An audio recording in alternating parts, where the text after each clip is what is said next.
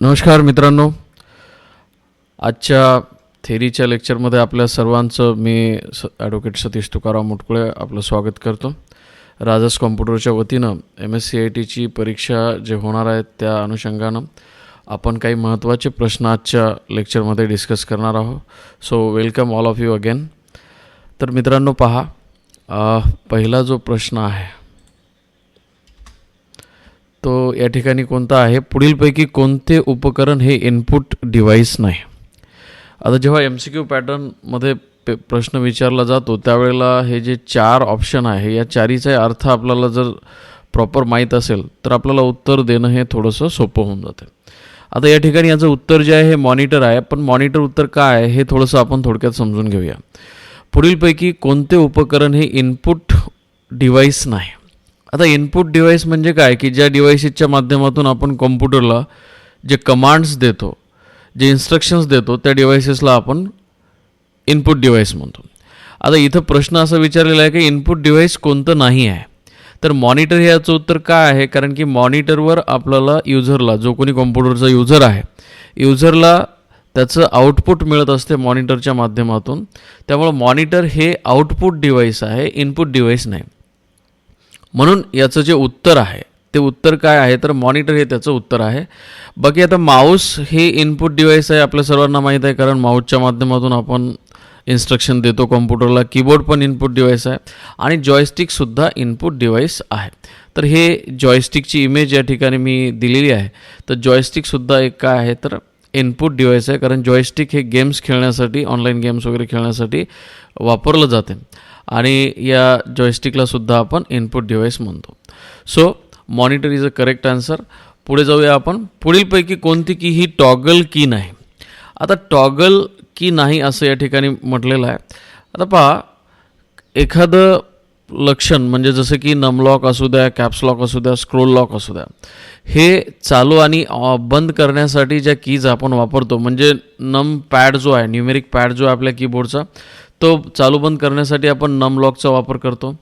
Caps लॉकचा वापर कशासाठी करतो आपण की कॅपिटल लेटर्स चालू बंद करण्यासाठी, आणि स्क्रोल चालू बंद करण्यासाठी स्क्रोल लॉकचा वापर करतो. तर हे जे कॅप्स लॉक, नम लॉक आणि स्क्रोल लॉक जे आहे हे टॉगल कीज आहे आणि कंट्रोल ही कॉम्बिनेशन की आहे. So the answer is control. तर या ठिकाणी पुढीलपैकी कोणती की ही टॉगल की नाही, तर कंट्रोल हे त्याचं उत्तर आहे आणि कंट्रोल की ही कॉम्बिनेशन की आहे, त्याच्यामुळं ती टॉगल की नाही आहे. म्हणून याचं उत्तर काय आहे तर कंट्रोल. Okay, next. आता पुढे पहा, इथं काय म्हटलेलं आहे, तुम्ही STTP म्हणजे इथं एक URL दिलेली आहे mkcl.org. आता हे www नंतर जे MKCL दिलेलं आहे त्यानंतर डॉट आहे आणि नंतर ORG आहे. तर हे ORG काय निर्देशित करते असं या ठिकाणी प्रश्नामध्ये विचारलेलं आहे की mkcl.org ह्यासारखा ॲड्रेस टाईप करतात तेव्हा त्यात ORG निर्देशित करते की ती एक रिकामी जागा आहे. तर या ठिकाणी याचं उत्तर आहे ORG stand for organisational website. आता मित्रांनो, जेव्हा आपण हे डॉट नंतर कॉम जर आलं तर त्यावेळेस आपण त्याला कमर्शियल वेबसाईट म्हणतो, आणि ज्यावेळेस EDU आलं त्यावेळेस आपण त्याला एज्युकेशनल वेबसाईट म्हणतो. पण आता इथं जर ORG असेल तर त्यावेळेस आपण याला काय म्हणूया, ऑर्गनायझेशनल वेबसाईट. आता तुम्ही पाहता की काही गव्हर्नमेंटच्या जे वेबसाईट्स आहेत त्या गव्हर्नमेंटच्या वेबसाईटमध्ये काय असते तर या डॉट नंतर इथं .gov.in असं असते. म्हणजे जेव्हा .gov.in असेल त्यावेळेला समजून जायचं की ती वेबसाईट ही गव्हर्नमेंटची आहे, आणि ORG असेल तर ऑर्गनायझेशनची आहे पर्टिक्युलर एखाद्या. त्यानंतर जर सपोज त्या ठिकाणी .com असेल, इथं डॉटच्या नंतर कॉम असेल तर ती कमर्शियल वेबसाईट आहे, EDU असेल तर ती एज्युकेशनल वेबसाईट आहे. सो याचं जे आन्सर आहे ती आहे B, म्हणजेच ऑर्गनायझेशनल वेबसाईट. Okay, next. एखादे लक्षण चालू बंद करणाऱ्या कॅप्स लॉक सारख्या कीजना आपण काय म्हटलं जाते, या ठिकाणी असा प्रश्न आहे. आता इथं बेटा पहा, function keys, combination keys, toggle keys आणि स्पेशल पर्पज की. आता याचं उत्तर तर टॉगल कीज आहे, कारण या संदर्भातला आधी पण एक प्रश्न आपण बघितलेला आहे यासारखाच की इथं काय म्हटलं की एखादं लक्षण चालू बंद करण्यासाठी कॅप्सलॉक सारख्या जे कीज आपण वापरतो त्यांना काय म्हणायचं, तर त्यांना आपण टॉगल की म्हणतो. फंक्शन कीज कशाला म्हणायचं थोडक्यात आपण समजून घेऊ. तर F1 पासून F12 पर्यंत जे आपल्या कीबोर्डवर जे बटन्स असतात त्याला आपण फंक्शन कीज म्हणतो. आणि कॉम्बिनेशन कीज कशाला म्हणायचं, तर अल्टर डिलीट हे जे कीज आहे, तर कॉम्बिनेशन कीज का म्हणतात त्याला, कारण की त्या कीजसोबत दुसरी कोणती तरी की प्रेस करायची असते, जसं की कंट्रोल अल्टर आहे, तर या कीजसोबत दुसरी की आपल्याला प्रेस करायची असते, त्यामुळे त्याला आपण काय म्हणतो, कॉम्बिनेशन कीज. ओके, सो नाव या प्रश्नाचं उत्तर काय आहे, टॉगल कीज आहे. एखादे लक्षण चालू किंवा बंद करणाऱ्या कॅप्सलॉक सारख्या कीजना आपण काय म्हणतो, तर टॉगल कीज म्हणतो. नेक्स्ट, कॉम्प्युटरला कसे काम करायचे यासाठी रिकामी जागा यामध्ये पायरीने सूचना दिलेल्या असतात. आता कॉम्प्युटर आपण जे काही ॲक्टिव्हिटी करत असतो कॉम्प्युटरवर, एखाद्या ठिकाणी आपण क्लिक करतो, तर त्यानंतर काय करायचं काय नाही. एखादं सॉफ्टवेअर आपण जेव्हा चालवतो त्यावेळेला त्याच्यामध्ये जे ॲक्टिव्हिटी आपण एखादी ॲक्टिव्हिटी केली की त्यानंतर त्याचा जो रिझल्ट मिळत असतो आपल्याला, तर कुठं क्लिक केल्यानंतर काय करायला पाहिजे काय नाही, तर याच्या जे काही सूचना आहेत त्या पायरीने ज्यामध्ये दिलेल्या असते त्याला आपण प्रोग्राम म्हणतो. म्हणजेच त्याचं दुसरं नाव सॉफ्टवेअरसुद्धा आहे. म्हणून याचं उत्तर जे आहे प्रोग्राम हे याचं उत्तर आहे. कॉम्प्युटरला काम कसं करायचं याबद्दलचं जे काही सूचना आहे, याच्याबद्दलचे जे इन्स्ट्रक्शन्स आहे, त्या इन्स्ट्रक्शन्स जे दिल्या जातात त्याला आपण प्रोग्राम म्हणतो. प्रोग्राम म्हणजेच काय, दुसरं नाव त्याचं सॉफ्टवेअरसुद्धा आहे. जसं इथं एक पुढे प्रश्न आता आपल्याला आहे, सॉफ्टवेअरचं दुसरं नाव काय, असाही प्रश्न तुम्हाला विचारू शकतात. तर सॉफ्टवेअरचं दुसरं नाव हे प्रोग्राम आहे. इन्फॉर्मेशन किंवा डेटा किंवा प्रोसिजर नाही आहे, तर सॉफ्टवेअरचं दुसरं नाव काय आहे, तर प्रोग्राम हे सॉफ्टवेअरचं दुसरं नाव आहे. आता इथं प्रश्न काय आहे की प्रत्येक ट्रॅक ज्या गोलाकार आकाराच्या पाचरीच्या आकाराच्या तुकड्यामध्ये विभागलेला असतो त्याला रिकामी जागा म्हणतात. आता त्याला काय म्हणतो आपण, जो ट्रॅक असतो. आता या ठिकाणी पहा, ब्ल्यू कलरचा जो आहे तो ट्रॅक आहे, म्हणजे ब्ल्यू कलरने इंडिकेट केलेला आहे, त्याला आपण ट्रॅक म्हणतो. आणि सेक्टर कशाला म्हणायचं, पर्टिक्युलर हे इथं जे दिसत आहे तुम्हाला येलो कलरमध्ये, तर याला आपण सेक्टर म्हणतो. तर प्रत्येक ट्रॅक जो आहे तो गोलाकार आकाराचा जो काही तुकडे आहे त्याच्यामध्ये विभागलेला असतो. आणि त्या तुकड्यांना काय म्हटलं जाते, तर त्या तुकड्यांना आपण म्हणतो सेक्टर्स. म्हणून या प्रश्नाचं जे उत्तर आहे ते आहे सेक्टर्स. आता प्लॉटर्स म्हणजे काय थोडक्यात आपण समजून घेऊ. प्लॉटर्स म्हणजे जे आपण मोठे मोठे बॅनर वगैरे प्रिंट करायचे असते, तर त्यावेळेला जे मशीन्स असते त्या प्रिंटिंग मशीनला आपण प्लॉटर्स म्हणतो. आता इथं प्रश्न काय पहा, सेकंडरी स्टोरेज हे नॉन होल्टाईल असतं. आता नॉन होल्टाईल म्हणजे काय की ते थोडं तात्पुरत्या स्वरूपाचं नसते. होल्टाईल म्हणजे तात्पुरत्या स्वरूपाचं जे रॅममध्ये स्टोअर असते. आणि जे नॉन होल्टाईल म्हणजे थोडंसं ते परमानंट नेचरचं असतं. म्हणजे जेव्हा आपण एक कॉम्प्युटरवर काम करत आहोत आणि ते जे काही आपण केलेलं काम जर रॅममध्ये जोपर्यंत सेव्ह असते ते तात्पुरतं असते. पण जेव्हा त्याला आपण हार्ड डिस्कमध्ये सेव्ह करतो किंवा CD वगैरे आपण सेव्ह करतो, तर त्यावेळेला त्याला परमानंट नेचर येऊन जाते. त्यामुळं सेकंडरी स्टोरेज हे नॉन होल्टाईल असते. तर याचं उत्तर बरोबर आहे. तर हे काही सेकंडरी स्टोरेजचे आपण या ठिकाणी पर्याय दिलेले आहे, जसं की CD वगैरे. CDमध्ये आपण काही डेटा स्टोअर करू शकतो. जनरली आता तुम्हाला CD पाहायला मिळणार नाही, कारण CDची जागा हे पेनड्राईव्हनं वगैरे घेतलेली आहे. पूर्वीच्या काळी आपण CDचा वापर भरपूर करायचो.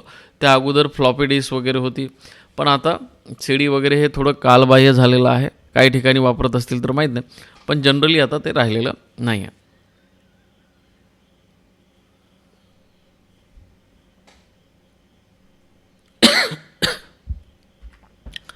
मॉनिटरच्या स्क्रीनवरील एखाद्या प्रतिमेच्या आउटपुटला नेहमी हार्ड कॉपी म्हटले जाते.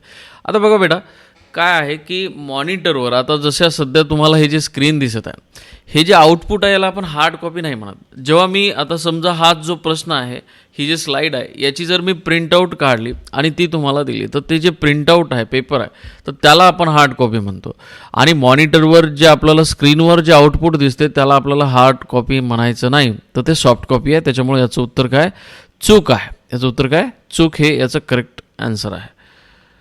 नेक्स्ट, कॉम्प्युटर सुरू किंवा पुन्हा सुरू करण्याच्या प्रक्रियेला सिस्टीमचे बूटिंग करणे म्हणतात. आता कॉम्प्युटर जेव्हा स्टार्ट होते किंवा रिस्टार्ट होते त्यावेळेला त्या प्रोसेसला आपण बूटिंग म्हणत असतो. म्हणून याचं उत्तर काय आहे, बरोबर आहे. आता हाच प्रश्न थोडासा या फॉर्मॅटमध्ये सुद्धा विचारला जाऊ शकतो. कॉम्प्युटर सुरू किंवा पुन्हा सुरू करण्याला सिस्टीमची रिकामी जागा म्हणतात तर बूटिंग म्हणतात. आता बूटिंग म्हणजे नेमकं काय, तर हे जे इथं तुम्हाला इमेज दिलेली आहे की कॉम्प्युटर जे स्टार्ट होते रिस्टार्ट होते त्या प्रोसेसला आपण बूटिंग म्हणत असतो. आता मल्टीटास्किंग म्हणजे काय? मल्टीटास्किंग म्हणजे काय की कॉम्प्युटरमध्ये जे एकाच वेळेला आपण 2-4 सॉफ्टवेअर्स ओपन करू शकतो, गाणे ऐकू शकतो, टायपिंग करू शकतो, सेम टाईम अजून एखादं सॉफ्टवेअर आपल्याला ओपन करून ठेवता येते. तर असं एका वेळी एकापेक्षा जास्त जे काम कॉम्प्युटरच्या माध्यमातून जास्त ॲप्लिकेशन्स चालवण्याचं जे काम, जे काही क्षमता आहे कॉम्प्युटरची, तर या क्षमतेला आपण मल्टीटास्किंग म्हणतो की एकाच वेळेला मोर दॅन वन ॲप्लिकेशन ते रन करू शकते. आणि या केपेबिलिटीला, या क्षमतेला आपण कॉम्प्युटरचं मल्टीटास्किंग असं म्हणत असतो. तर पेस्टिंग म्हणजे काय मित्रांनो? तर पेस्टिंग म्हणजे कॉपी केलेला जो डेटा आहे तो एका ठिकाणाहून कॉपी केला आणि दुसऱ्या ठिकाणी त्याला आपण पेस्ट करतो, या प्रोसेसला आपण पेस्टिंग म्हणत असतो. कॉपिंग म्हणजे काय की डेटाची प्रतिकृती तयार करणं, कॉपी करणं. आणि बूटिंग म्हणजे काय, तर संगणक सुरू किंवा पुन्हा सुरू करण्याच्या प्रक्रियेला आपण बूटिंग म्हणतो. आता याच्यावर काही प्रश्न पुढे आहे. ही ऑपरेटिंग सिस्टीमची एका वेळेला एकापेक्षा अधिक ॲप्लिकेशन चालवण्याची ऑपरेटिंग सिस्टीमची क्षमता आहे. मग आपण याचं उत्तर काय, आधीच आपण बघितलं की मल्टीटास्किंग. मल्टीटास्किंग म्हणजे काय की ऑपरेटिंग सिस्टीमची एका वेळेला एकापेक्षा अधिक ॲप्लिकेशन चालवण्याची ऑपरेटिंग सिस्टीमची क्षमता, याला म्हणतो आपण multitasking. Okay, so then next questions या ठिकाणी आहे. यांना सर्व्हिस प्रोग्राम असेही म्हणतात.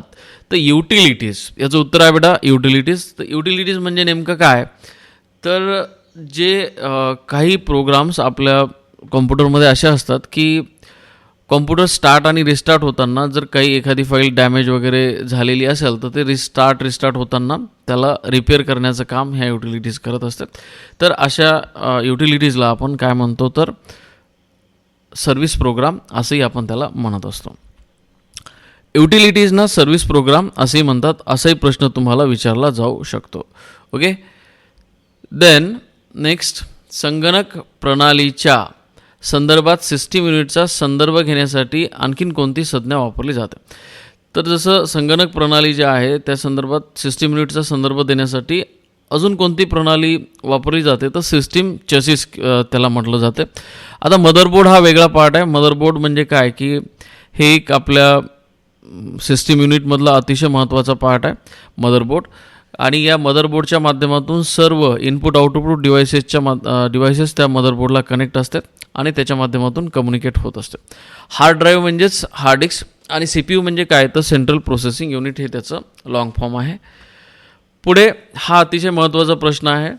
ही रिमुवेबल स्टोरेज उपकरणे असून त्याचा उपयोग प्रचंड मोठी माहिती साठवण्यासाठी केला जातो.